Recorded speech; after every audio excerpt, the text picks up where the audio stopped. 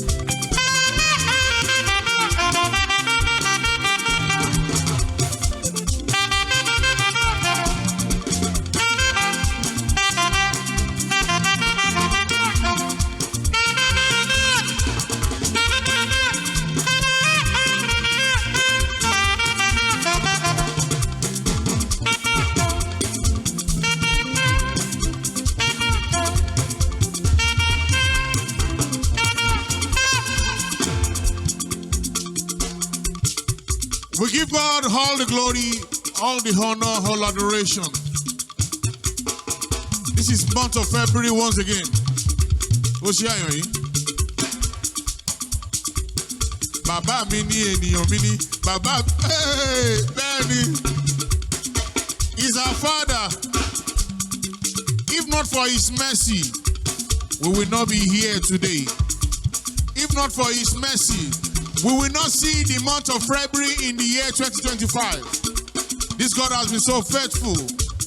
Lord, we honor you. We have a guest today, Benny. Before we bring our guest in, Mofi Enyimiti Agbelebu. Boti ẹnu mi bọ́ ẹ̀jẹ̀ ètùtù ìmùlẹ̀ àgbà tí a ta sílẹ̀ lórí òkè Káfárì, ẹ̀jẹ̀ Jésù. The blood that is far, far better than the blood of Abel. The blood that cannot be insulted. Ẹ̀jẹ̀ tó ju ẹ̀jẹ̀ lọ tó máa ń wẹ ẹ̀ṣẹ̀ mọ́ ni. Mo gbọ́ kinní kan lọ́dọ̀ àwọn Celestia. Ẹ wálé náà.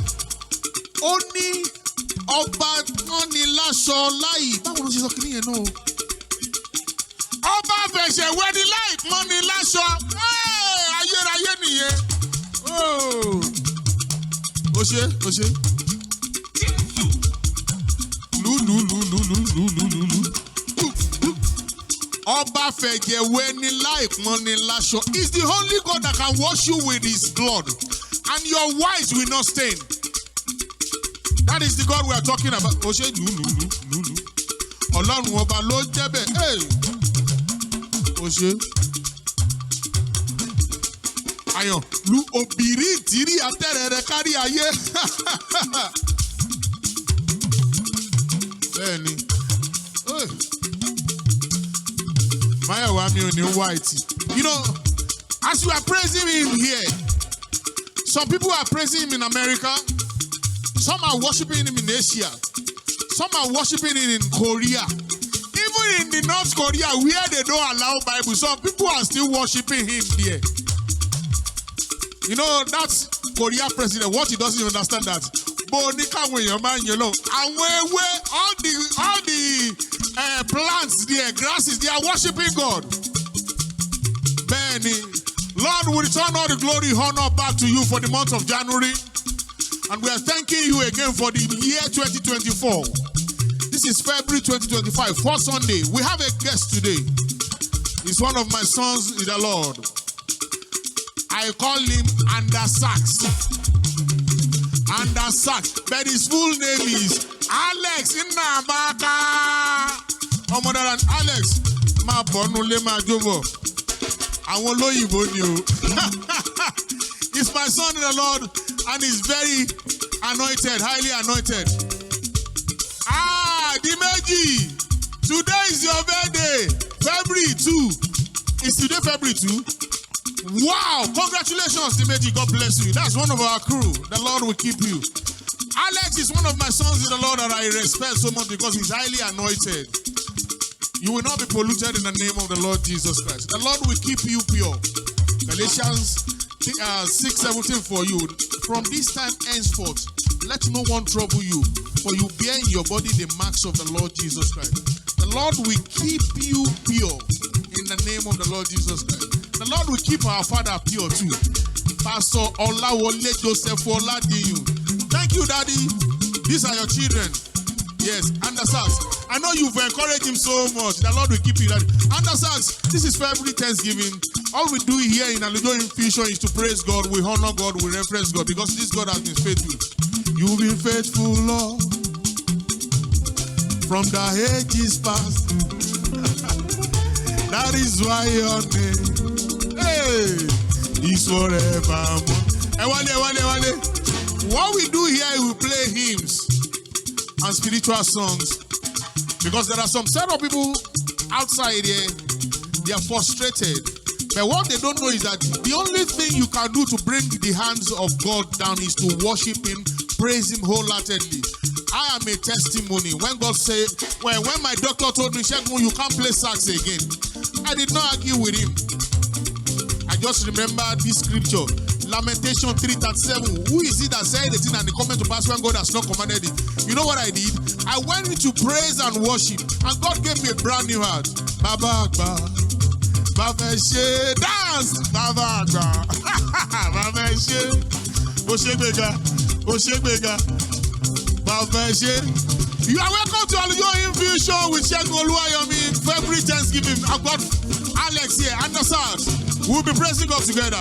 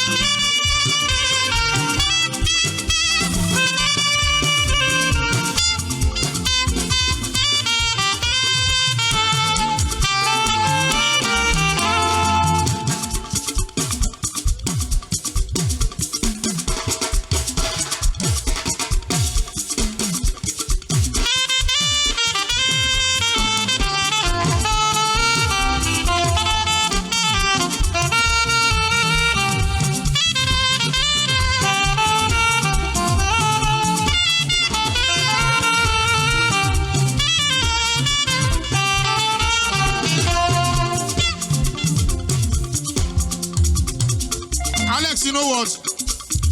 I will leave you to just lead people with some spiritual songs. Maybe for the next 3-4 minutes, I will not intervene. I will be dancing at your back. Because I know you are highly anointed. Let people feel the presence of God with your saxophone. Because this is February. A lot of people died in the month of January. Even this new year. As we are here, some are dying. Before you play, I need you to encourage people. Please, do. Praise God. So one of the things the Lord always makes me understand is the topic gratitude. That is, you must be very grateful to God for anything He does. The Bible says, in all things we should give thanks. Another scripture says, let everything that has breath praise the Lord. So it takes those who are alive to praise God. The Bible says the dead cannot praise Him. Those who are in the grave cannot praise Him. So regardless of what you're going through, the situation you are in, whether God has been good or not, you must have a grateful heart at all times. So as you praise with us, as you dance with us, I trust the Almighty God, the God who cannot be insulted, the one who sits upon the surface of the earth and makes the earth his footstools. He will do great and mighty things for you in the name of Jesus. Nothing will be difficult for you again. I hear this in my spirit. Where they said not yet, God will make it now. Where they have said not yet, that is this one, we will not give it to this one. But God is saying, I will make it to happen now. If you believe that in your spirit, can you just join us and praise God? God bless you, son.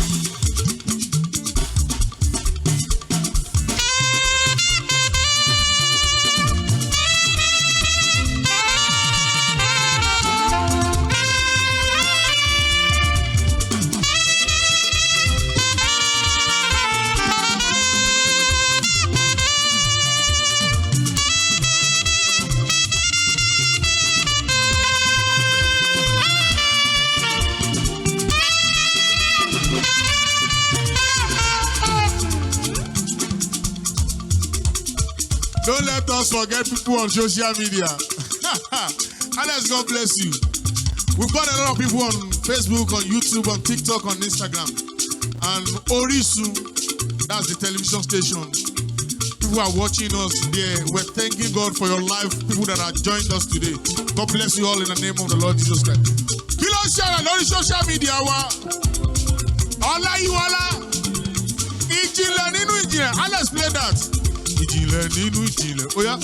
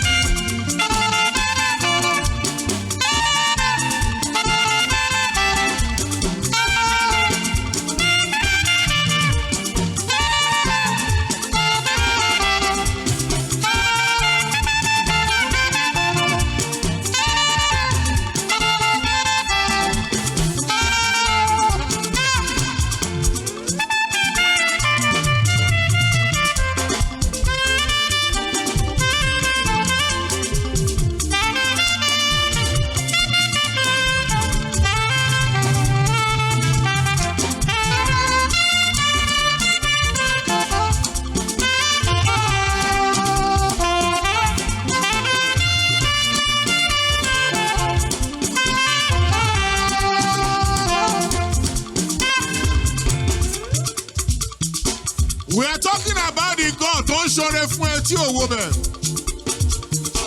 If I bless you today, maybe something happened. I might be telling you to bring that blessing back to me. But the only being that cannot collect the blessing back is the one that sits on the throne. Ọlọ́run tó ń ṣoore tí ìwọ bẹ̀ ni kì í screenshot yore. If I send you money now, I can screenshot it and keep it. Whenever you offend me, I can bring out the screenshot and be showing people. But God does not screenshot blessing. Ọlọ́run tí kì í screenshot yore kí ló ṣe lórí social media? Kí lẹ pé? Ebebu, good luck. You are God. You are not, let's do that. Hey.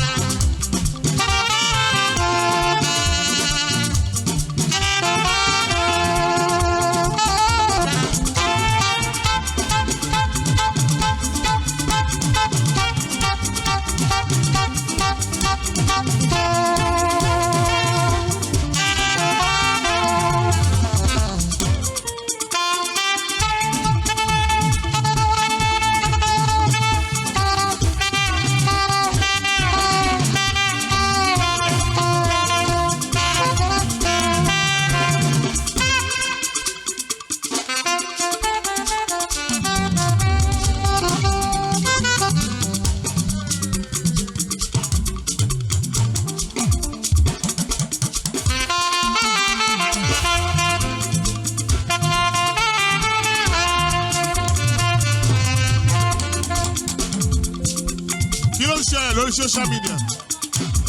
Oluwayomi gold. Edumare judge over that is there shall be showers of blessing. Do it out there.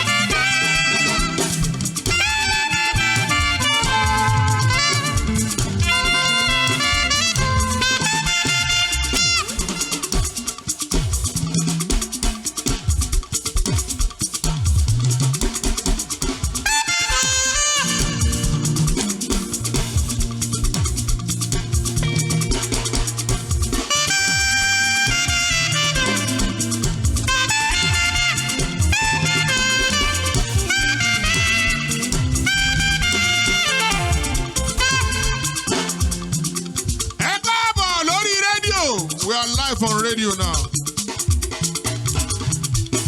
Dr. Oluwayomi show me the one and only Alashe of Smiles Radio 98.7. The Lord bless you, sir. The Lord will keep you in the name of the Lord Jesus Christ. We've got a guest in the house today. Andasat is one of my sons in the Lord. He's a powerful and anointed saxophonist. The Lord bless you. Andasat will bless people with the talent God has imparted in us. That's playing the saxophone, playing the horns.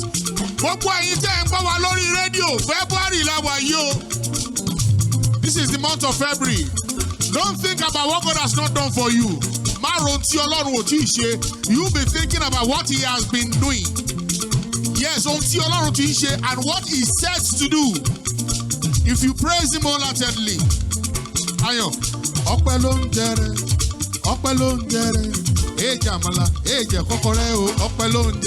know the meaning of that song?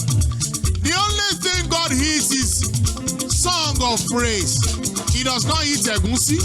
He does not eat amala. He doesn't eat Ghana jollof rice. He doesn't eat Nigeria jollof rice. The only thing He eats is praise. Praise. And that is what we are giving Him. That is what we are offering to Him. So, for our radio, February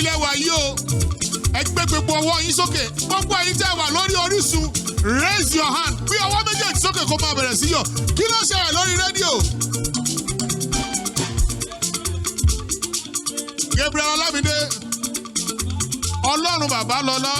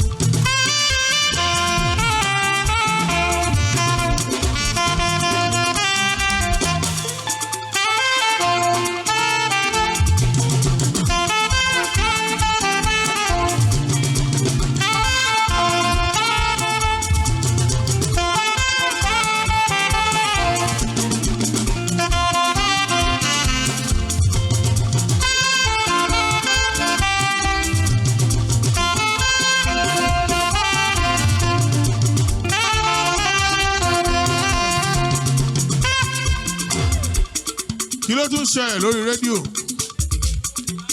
Adégbèrò Elijah, ẹ̀yin ọba ògo, òun ni Ọlọ́run.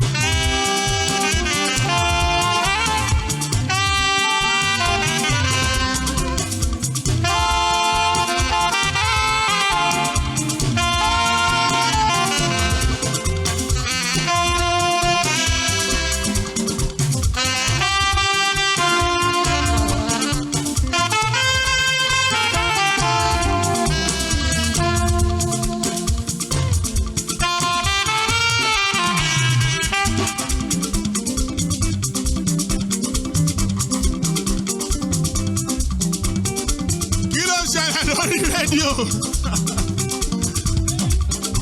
James Adébọ̀wálé.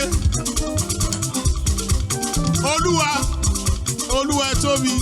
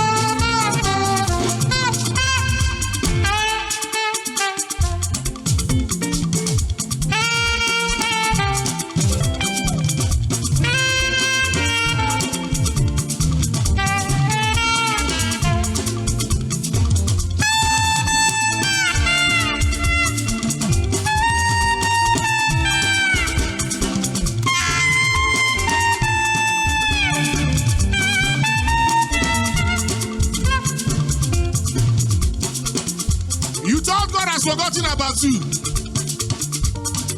A lot of people are thinking God has forgotten about them. No. God cannot forget us. Most times, it's our sins that is making us for God to be far away from us. If you are not dipping your hands into sin and worshiping more tenderly, God is right here with you. Hallelujah. Hallelujah. Hallelujah. Hallelujah. Jésù fẹ́ràn mi. Hallelujah. Hallelujah. Hallelujah. Hallelujah. Jésù fẹ́ràn mi. Ẹ wálé. The spirit of prophet just told me now that there is a woman that is watching us right now. You thought God has forgotten about you. And your woman yẹn ní ipò àìdá ìjìnà ní ẹsẹ̀.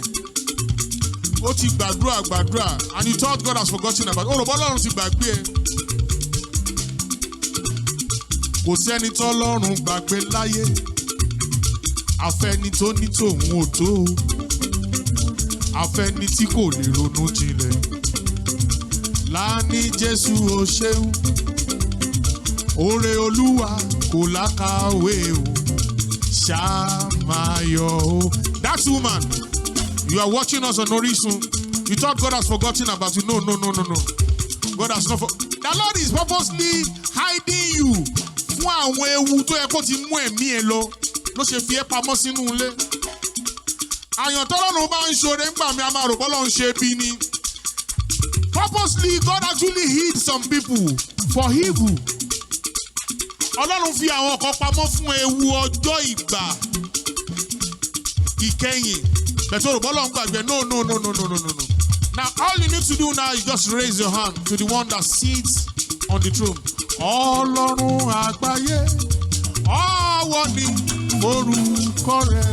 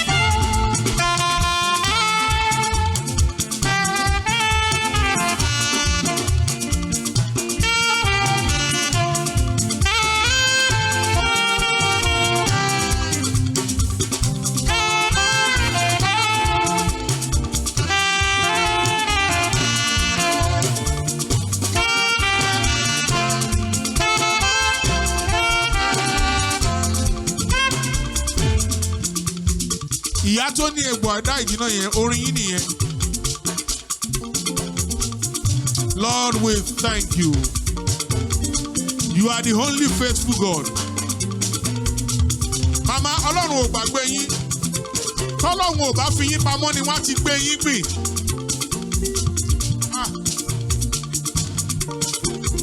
Ayọ̀, àtòrí ìkànṣe kan lọ́lọ́run. Mama ẹ̀kọ́rin tẹ̀lé mi. Ènìyàn ìbá ti gbé mi pè ó bí kò ṣe wọ́ Ọlọ́run tó lágbára. Ayé ìbá ti gbé mi pè ó bí kò ṣe wọ́ ọba tó ń jà fún mi. Alex, thank you for fighting my battles for me. Jehovah, call.